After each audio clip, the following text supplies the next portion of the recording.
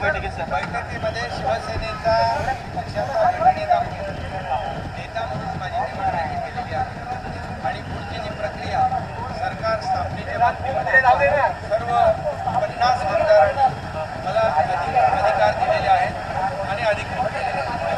पुढची रणनीती जी आहे मुंबईमध्ये गेल्यानंतर मी पुढची रणनीती ठरवून आपल्याला गोव्याला परत येणार आहे. आता मी जाऊ त्या ठिकाणी आता जे 2 रेझोल्युशन केलेले आहेत ते त्याप्रमाणे मी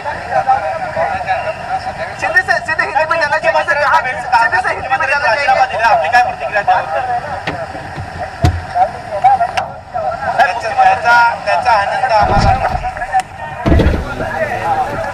या परिस्थितीतून आमची सगळ्यांची 50 आमदारांची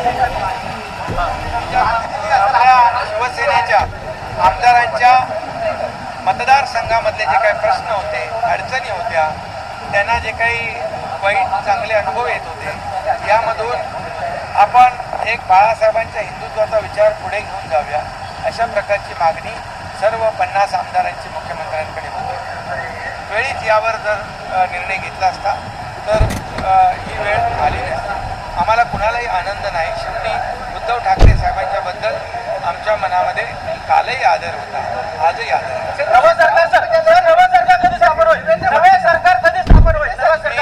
मी मुंबईमध्ये गेल्यानंतर यावर बैठक होईल. बैठकीनंतर अभी मैं मुंबई जा रहा हूँ राज्यपाल महोदय जी को मिलने के लिए.